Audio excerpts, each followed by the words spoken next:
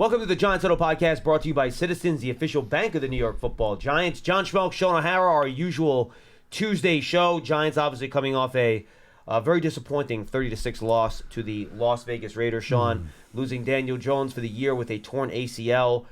Dallas Cowboys coming up on Sunday, so we'll touch on all three of those things. Let's first start with the game against the Raiders. Two parts to this. Let's start with the defensive part because I think that's what kind of set the team back and prevented any potential comeback late. The Raiders just came out. They moved the ball well. They ran it on them. 240 yards of offense in the first half. For a team that had not scored 20 points in a game all year, they scored 24 in a half. So, to me, that kind of set the stage, combined with the issues on offense where it just turned out to be a really bad day at the office. Yeah, and right out of the gate, Josh Jacobs was running free, and he didn't look anything like the Josh Jacobs we had seen all season long. Coming into the game, Josh Jacobs was averaging 3.9 yards a carry. And this was the NFL's leading rusher last year, and yet he had a tough start to the season. So last week when we were talking, it was during Halloween. They hadn't fired the coach yet when we spoke about it. And then, of course, it comes out late Tuesday night that they fired Josh McDaniels, and Antonio Pierce, of all people, is named the interim coach. So a lot has happened since then. And, you know, if we had done this at that moment, we probably would have said, wow, on a short week with a new coaching staff, like this should be a slam dunk for the Giants. And in turn, it almost seemed to galvanize this Raiders team. They played a spirited football game. They looked like a totally different team. And to your point, I thought the Giants' defense looked lethargic. Who would have known that trading Leonard Williams away would have completely impacted the run defense? The Raiders had not rushed for 100 yards as a team all season. They averaged 70 yards per game. They're the worst rushing team in the league. Yeah, it was almost a non-issue, a non-factor. Now, maybe that was Josh McDaniels, and his fingerprints were all over that, and that's the reason why. But they were blocking people. They had energy. Josh Jacobs ran with vigor, and they had 125 yards rushing as a team. Josh Jacobs actually had 100 yards rushing, and then on the last play of the game lost 3 yards. So he doesn't get credit for that as an offensive lineman. That would drive you nuts. But I really felt like the defense could not get off the field, and to give up 30 points to this team in the Raiders last week, that was very disappointing. And to your point, the Giants defense has done so good all season long. Like the Jets game, you look at what they did to Breece Hall, 15 carries, 17 yards. 14 points to the Bills 3 weeks ago. I mean, they're great. Yeah, it felt like a very odd game defensively. Yeah. And, you know, of course, Aiden O'Connell's making his second start. I would have thought there would be more pressure, more blitz. We had one quarterback hit, and it wasn't even by a D lineman. It was Micah McFadden. Yeah. 0 sacks on a young quarterback like this. There's no excuse for that.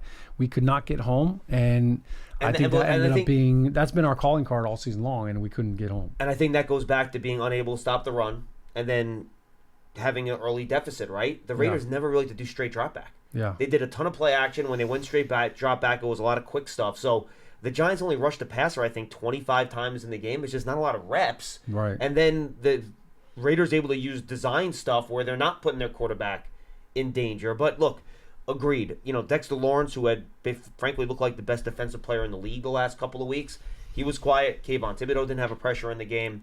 And it just, you know, not a whole lot was going right defensively. Yeah. You know, that was one matchup going into this game. You said, look, the Raiders offense. We talked to Lincoln Kennedy on the pregame on the radio broadcast on Sunday. He does the Raiders. He's their radio analyst, and obviously he goes, "Look, this offensive line has been really bad this year." Yeah, and you wouldn't have known from watching this game. Yeah, no, I mean, and look, Jimmy Garoppolo he'll agree with you. Like he's been banged up. You know, he's been harassed. Like when you look at some of their previous games, like he was under duress, and a lot of the big throws that he missed to Devontae Adams were he was getting drilled as he was throwing the ball. And the Giants 0 pressures from any D lineman. That can't happen, and that obviously is part of the formula for a loss. Yeah. All right, now let's go to the offensive side of the ball. I thought it was pretty clear early that Daniel Jones was a little bit rusty. The first pass of the game, Saquon Barkley, wide open in the flat, air mails it right over his head. Did a great job from a mental standpoint. He checked in to 2 deep passes to Jalen Hyatt against single high safety, had him open deep down the field, couldn't connect on either one of those two. And, you look at this game, if he connects on those, this whole thing could look a whole lot different, right? Yeah. The Raiders took a couple shots. They hit the one down the field over the top on Deonte Banks. The Giants had 2 shots. They couldn't complete those passes down the field. And then eventually, obviously, Daniel Jones injures his knee, and then the whole thing changes. Yeah, I mean, that was the salt to the wound literally right there for DJ to go down. But, it was missed opportunities, and you're bringing up those throws. Like he had Jalen Hyatt streaking down the sideline. You have to make those throws. At least make one of them. And then the second one, it was out of bounds. He didn't even have a chance to catch and come down with the ball. So certainly some missed opportunities. You understand the first play of the game. Hey, look, you're probably a little jacked up, a little juiced up. It's your first game back. Also, Max Crosby was one-on-one on the very first play of the game, and he jumped up. So maybe I don't know if that impacts the throw a little bit. You think it's going to get batted down. But everything was laid out before the game for great success offensively. Daniel Jones is back. Andrew Thomas is back. Evan Neal is back. Like the offensive line actually looked like the offensive line that started week 1 against Dallas for the first time. And so you think like, all right, hey, this offense is going to be humming. Of course, no Darren Waller, which I think that was a big impact in the passing game, not having him. But Saquon was the lone bright spot. Like he was running like a man possessed. Like I thought early on, Saquon had a lot of juice. He was breaking tackles, breaking arm tackles. He should have had 30 carries the way he was playing. But not just the missed throws. I thought too the Giants really shot themselves in the foot. Not a lot of penalties, but they were crucially timed, or like the worst case time. 4th and inches, they're going for the quarterback sneak, and Evan Neal jumps off sides. Brian Dable, everybody has seen that, I'm sure, online, asking him what happened very gently. And then another 4th Dable, by the way, indicated that might have been a try to draw them offside scenario. Max Crosby jumped. Yeah. Now, Max Crosby did not come into the neutral zone, so it wasn't a flag, but Max Crosby definitely baited him because he acted like he was jumping towards the line, like the ball had snapped.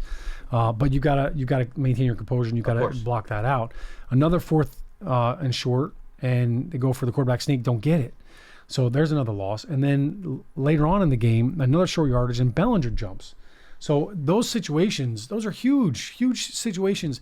And look, if you have a false start on a first down or a second down, you can overcome that. But not 3rd and inches, 4th and inches. Kills you. Like that totally ruins your plan. You're ready for a change. Payday comes early with Citizens, so go to that retreat.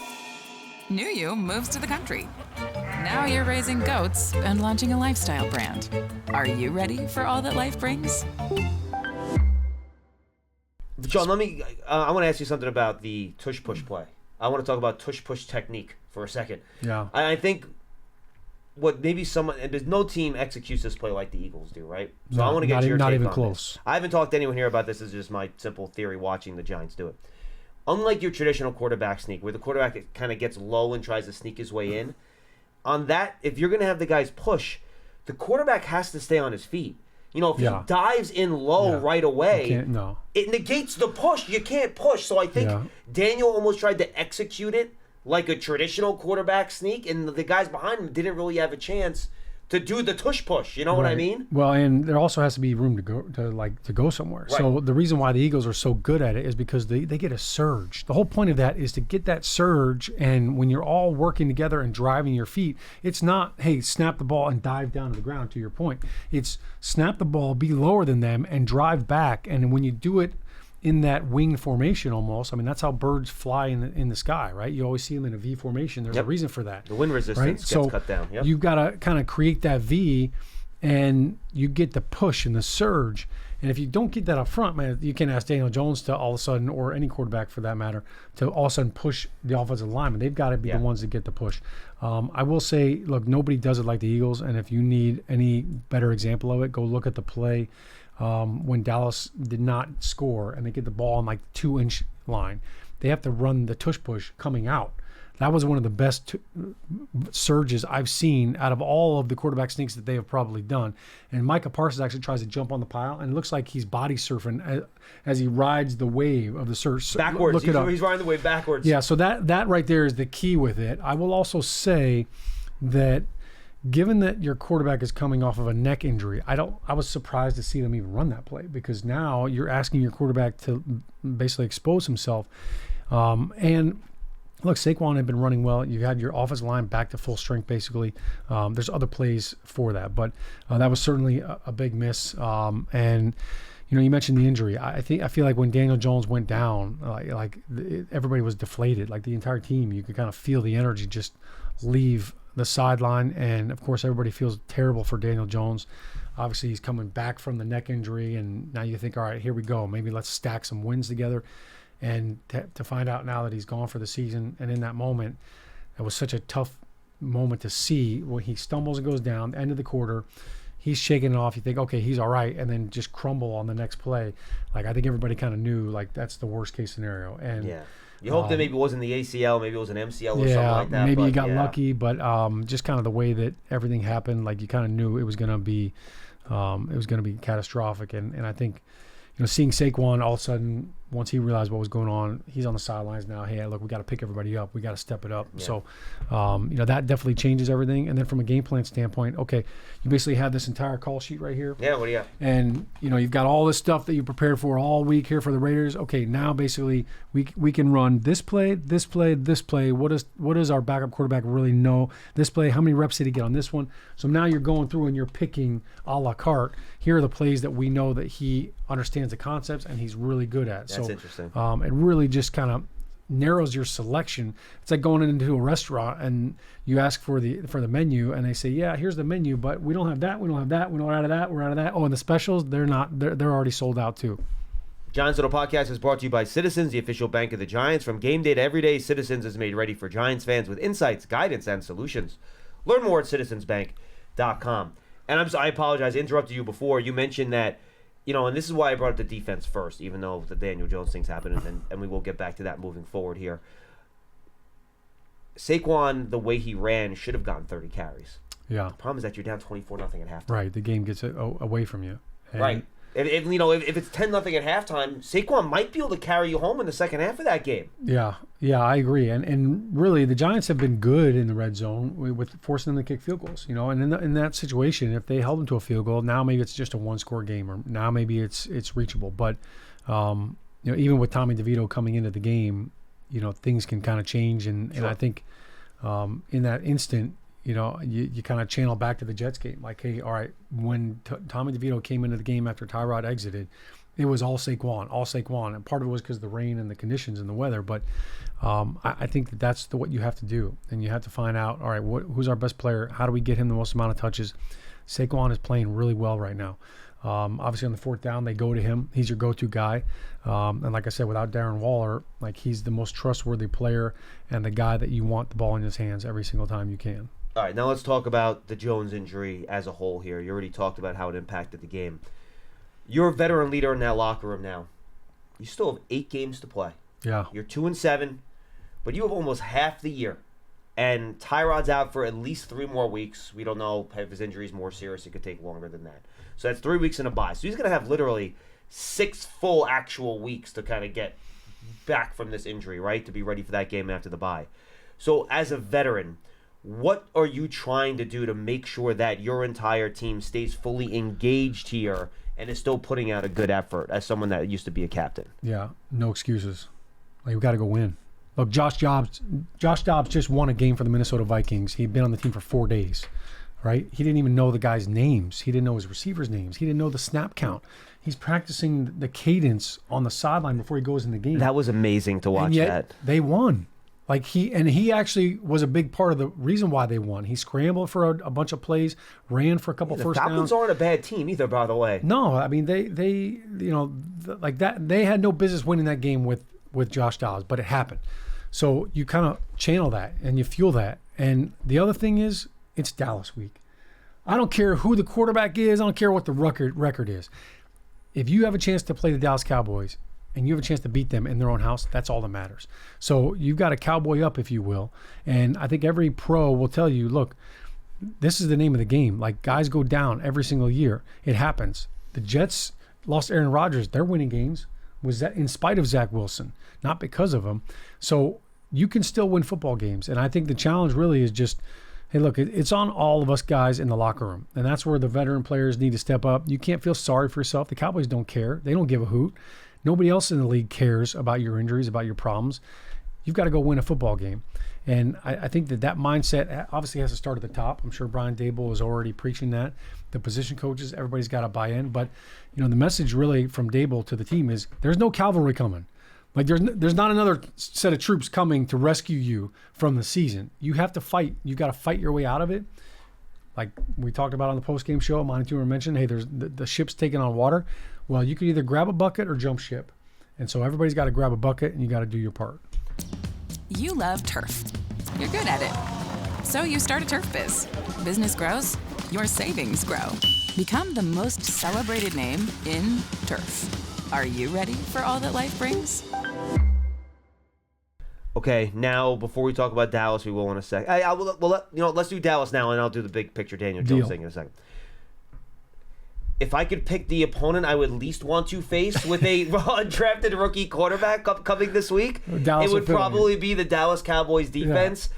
With, at least Philly's defense, I'm going to say it's simpler, but it is. Yeah. Dallas just does so many different things up front with their blitzes, with their coverages. They're going to try to basically make Tommy DeVito's head a cyclone and have it spinning at a bajillion miles per hour. So what can you do as an offense here to help him out against a defense that just is... we've seen what they've done against offenses that have struggled this year. It's just been dominant performances, takeaways, pick sixes, et cetera, et cetera, et cetera. Yeah, I think Dallas and Philly are the two best defenses right now. And to be honest with you, the Giants have not played well against them up front in the last couple of years. And the both, in the Eagles games last year, it was a free-for-all. No, we couldn't block Hassan Reddick. We couldn't block Fletcher Cox. And they added Jalen Carter. And so there's a mess there. For Dallas... obviously Micah Parsons is a problem. Look, he's an issue. And the challenge with him is he doesn't just line up like Max Crosby, he's going to be against the right tackle or the left tackle, and he's got his majority of reps. But Micah lines up everywhere. Like, he'll line up over the guard. He runs inside a lot more than people realize. Yeah, he was standing up over the center again in the Rams game and gives him a juke move and beats him for a sack. So Micah is everywhere. They put him in every different position, and they create different ways for him. He had a sack against the Jets where he's lined up against Dwayne Brown, and they run like a three-man twist. They run two guys up the outside, and they run him right up the A-gap. And he comes in scot-free and sacks Zach Wilson. So they're finding wrinkles to get him open and get him free shots on the quarterback. But it's not just him. Look, DeMarcus Lawrence is a heck of a player. They've done a great job up front. Osa Digizua has had a really good year at defensive tackle. Yeah, and it's amazing how when everybody's giving all the attention to this guy, everybody else gets one-on-one matchups. So they're definitely a handful up front. Look, defensively, I think Dan Quinn is one of the best coaches in the league. I wouldn't be shocked if he's a head coach next year. Whether in Dallas or somewhere else. Yeah, and you shouldn't be surprised. He's a Jersey boy. He's from Morristown. So, of course, this game probably has a little bit more of an element to it for him as well. But I think the challenge for the Giants, what you have to do is first down production is so paramount. Like, you can't just go up on first down and lose 2 yards. Now you're 2nd and 12. You can't go up on first down, throw the ball, it's incomplete. Now we're in 2nd and long.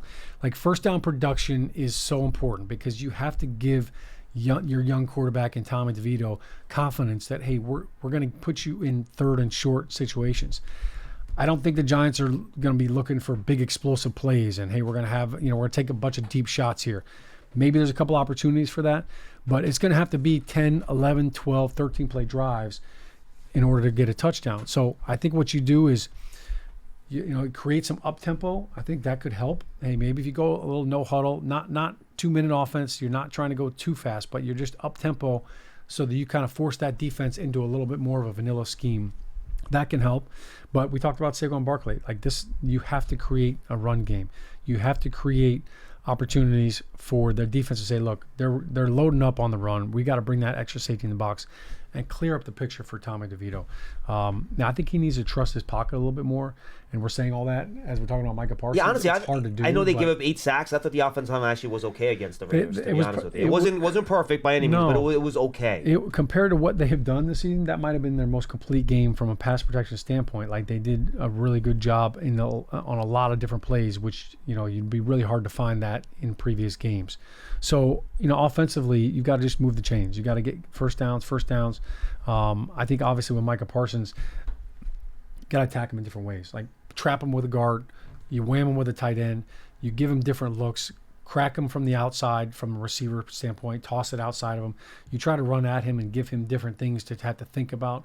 Hopefully that makes him hesitate a little bit so he's not just pinning his ear back. But it's not just him. You've got to play good ball. And I think that's one of the things the Giants, you can't turn the ball over and you can't bite yourself in the foot or shoot yourself in the foot on those certain situations. Yeah, and that Dallas secondary likes to jump passes too, so you got to be careful They can throwing be that had. ball in the coverage. Giant fans love a winner. It's why they love Citizens, named the 2022 best bank in the U.S. by The Banker. As the official bank of the Giants and sponsor of the Huddle, Citizens is made ready for fans of Big Blue.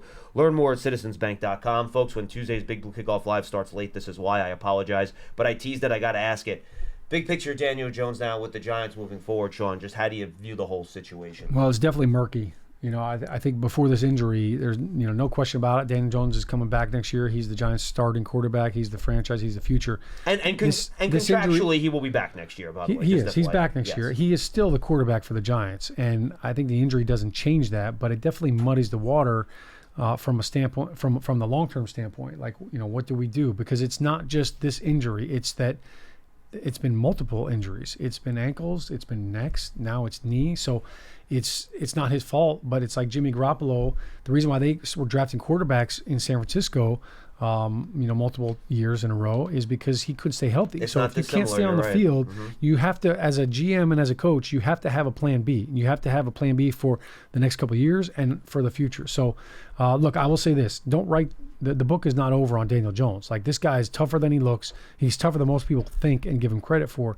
I have no doubt that he's going to come back. And if you were to ask me what position has the best chance to come back from an ACL injury just as good, if not better, than what they were before, it's quarterback. Yeah. Running back, look, Saquon Barkley is back, and it's like he never hurt his knee a couple of years ago. It took him a little longer. But we saw Joe Burrow come back from an ACL and lead his team to the Super Bowl. So it can be done, and Daniel Jones can still be a great player. The difference between a guy like Joe Burrow and Daniel Jones is Burrow wins from the pocket. Daniel Jones, a big part of his game is the fact that he is a true running weapon. Can he get back to that? Will he be that same running threat? Is still TBD. But, of course, we're all wishing him the best for a speedy recovery. And I know he's going to attack the rehab head on. And he's a tough kid. So I'm not going to bet against Daniel Jones in this instance at all, and neither should you. Howard Cross is ready to physically remove me from my seat, so and he can Don't do mess that with if he him. wants, by the way. So Yeah. Sign him up. So we're gonna get out of here. Apologies for starting BBK late on Tuesday. That's on us. That's on me. You want to finish watching some of the tape of the Raiders game before we start? Nah, that's on me. It's all brought to you by Citizens, the Giants Huddle podcast, the official bank of the Giants. For Sean, I'm Schmeelk. We'll see you next week.